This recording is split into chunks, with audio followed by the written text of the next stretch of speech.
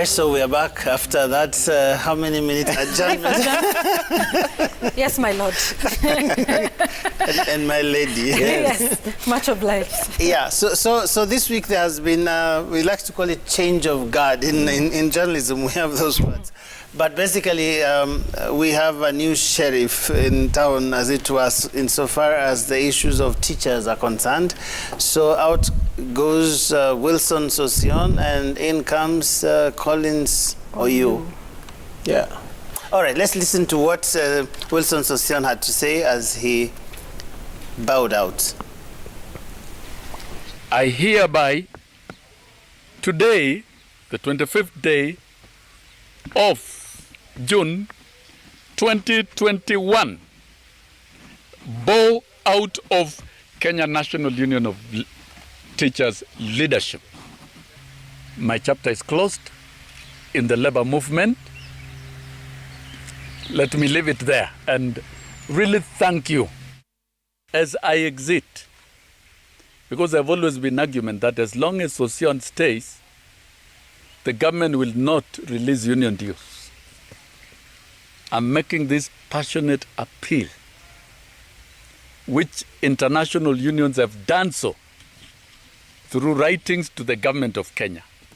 I trust that the government of Kenya will find it necessary to allow union dues to flow to Kenya National Union of Teachers again. This is a day teachers have really looked for, to have a total change in the leadership of this great union at the top. We must take a total departure from the arrogance and the poor leadership. I want to repeat. No single official in this union can lead single-handedly. All right, we will come back to that total departure in a moment because from what we've seen, not much has changed. But let's talk a little bit about Wilson Sossion. I mean, in a sense, this is not the kind of end that one would have expected from Wilson Sossion. I mean, knowing how he has engaged with the issues of teachers and that sort of thing.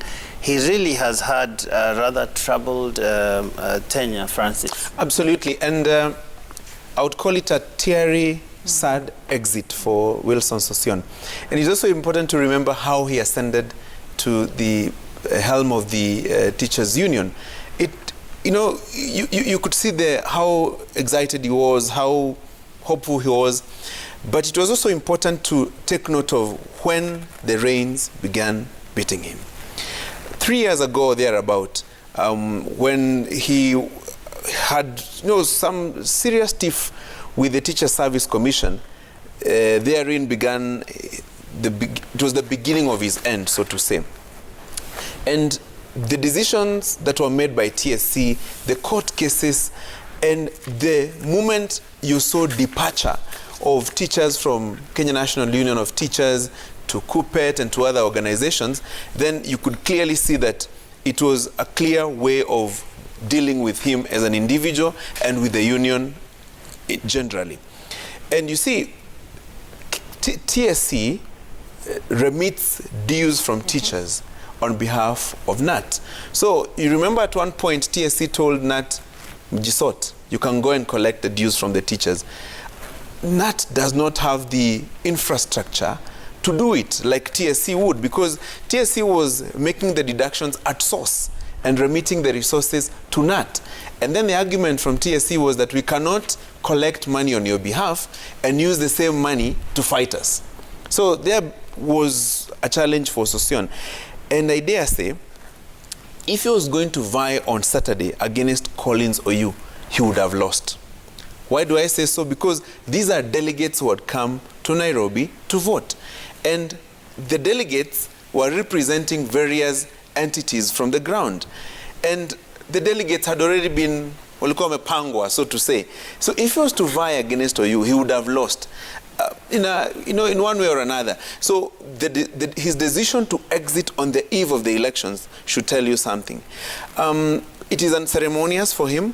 There was even an attempt to intervene, through political channels, which was not successful.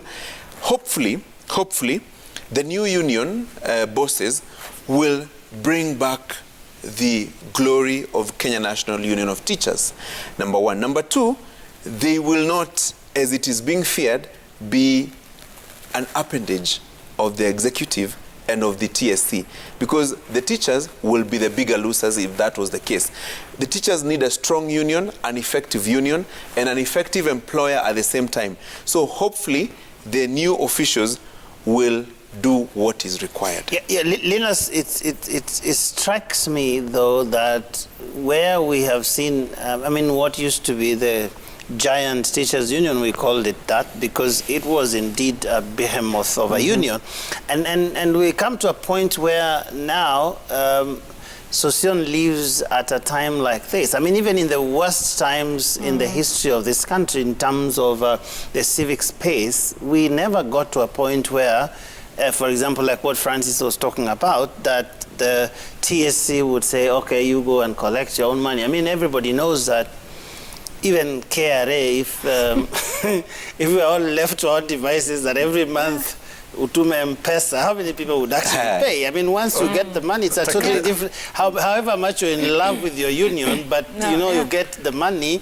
and you're dealing with all these school fees, all of those things, chances are that it won't get there. But what strikes me, as I was saying, and I think this will, you relate with this, having followed this issue of teachers alongside other stories for many years, that it has never got this bad with unions, especially in this country, not in particular, but more generally, the trade union movement. Especially not, Joe, and you're right, a lot has changed in the last few years, last many years actually, and listening to Collins Oyu Victory's speech, I really hope down the line he will not have to retract the harsh language that he used against his predecessor. Because basically, Collins Oyu will need to first of all understand the story and the experiences of KNUT in the last few years. It's not the tears, it's not the KNUT that was left behind by Ambrose Adongo. It's not the KNUT that was left by Francis Nganga. It's a Kenya National Union of Teachers that has taken so much of a beating from TSC, where the active moves to actually weaken the union were really all in display. When you start saying, you know, you can't deduct on behalf of the union, that is of course a way of weakening the union, and it's a very primitive way of actually doing it, because what you are basically doing is you want to finish this union. And TSC has succeeded in many ways in weakening KNUT. And that's where Collins Oyu, the new Secretary General, needs to really appreciate. It's not about Wilson Sossion. It's about the changed environment, an environment in which the employer is aggressively hostile to the very existence of KNUT.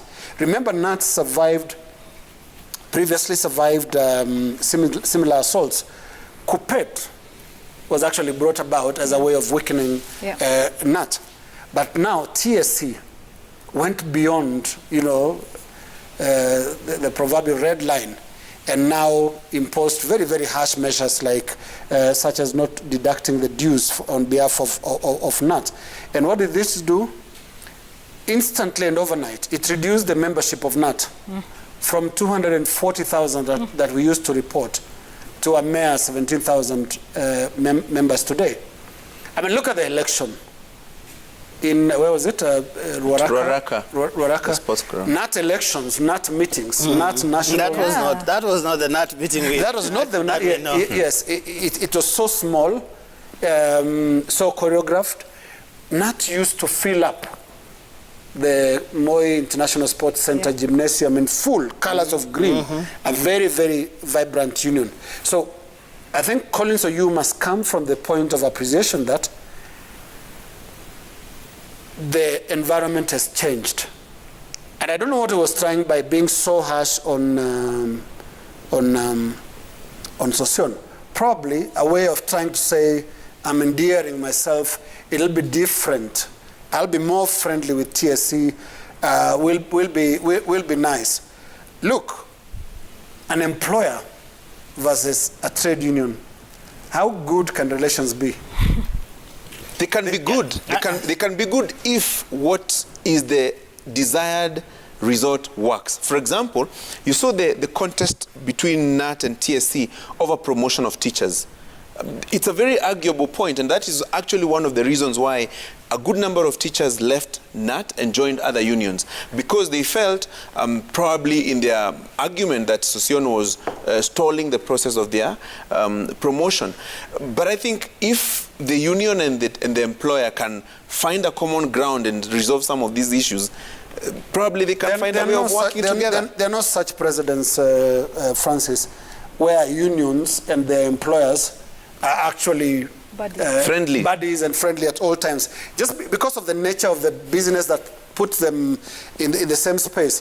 One is fighting for the dues of the employer and always asking for the best, for the most they can get, and more. It's an eternal tension. It's an eternal. It doesn't get resolved. It's an eternal tension. Yeah. And that's what makes it work, actually, because the unions are forever pushing, the employers push back, because the employers also have issues to deal with. I mean, they have only a certain number of resources that they have to work with, but the union is also, they have members breathing down their necks. But Yvonne, in spite of what Collins or you was talking about there, his first outing with TSC wasn't necessarily successful. I mean, this CBA that they're trying to nail remains elusive. I mean, one doesn't get the sense that things are going to change overnight because Sossion is gone. It does take time. That's a CBA that they have been, they negotiated for. There was a strike. And I think at the heart of it is the implementation of that CBA.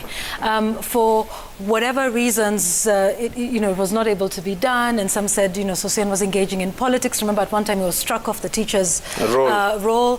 And then, his stand on CBC and a number of other issues. The issues that run between TSC and KNUT are very deep. Like we've said, withholding dues. I mean, KNUT is, had 700 branches? No, 110 branches with 700 staff. So wanted, of course, a pension. They wanted provisions for negotiating machinery and a pay rise for teachers across all cadres. But their main issue was having a single employer for all teachers with whom they could directly engage quite akin to what the health workers have been asking for in terms of the health commission. So that when you are negotiating, you're doing it with one entity. So those 4 strikes, then in 1963 it's established. Again, they have issues with its establishment. KNUT again goes on strike. Another 3 sets of strikes nationwide.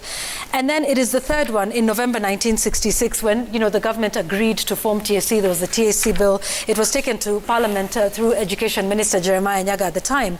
And then TSC, was born. And then KNUT even went further, saying, okay, we've established this as our sole employer. But then KNUT goes ahead to make sure that they're establishing the competent organs like the Teacher Service Appeals Tribunal, the provision of the recognition agreement between TSC and KNUT, all of these things, to enable this one single employer. To see them deteriorate to this level, where there's at least 5 court cases, back and forth, some initiated by KNUT, some also initiated by TSC, is very sad, and teachers are the poorer for it. And let's not forget the attempts to weaken the National Union of Teachers by forming KUPET. There was even one formed for women, female teachers. And you can see clearly, what is happening here. 300,000 was the number of teachers in the union at KNUT during Ambrose Adongo's time. Now, like you've said, it's way less than 50,000. And so it really does start to say, where are we? And these are some of the things that have happened under the tenure of Wilson Sossion, for whoever we want to blame. But however Collins or you takes this forward, that is, what we wait to see. What should be more worrying, Joe, is any scenario that the government will take over these unions. Because if they do, then it means the ordinary workers will have no one to speak for them. So much as, there may be celebrations in some quarters about Sossion's exit and OU's takeover, other unions should also be on high alert that the government does not take them over or does not employ tactics that weaken those unions. Because, as Yvonne says, the loser will be the worker, be it teachers, be it civil servants, everybody who works and has a union. If that union is weakened, then you will be the poorer and not the government. And if that can happen to a giant KNUT, what will that mean for other smaller unions? You know, what does that mean for a number of other people? You know, once you open that door, and once you start weakening with one issue, then the floodgates open, and yeah. There's just that little reminder that actually unions are right as per the Constitution. Yep. They don't criminalize unions, which is what is happening, especially with KNUT, and look, going by what has happened in the last few years. But of course, I still think OU was too harsh on Sossion, considering how much the poor Secretary General paid in terms of a personal price. He was deregistered last month, was it May, as a teacher. He's not a teacher now because TSC delisted him from the list of teachers. Very, very dramatic times and some very sad. But let's go.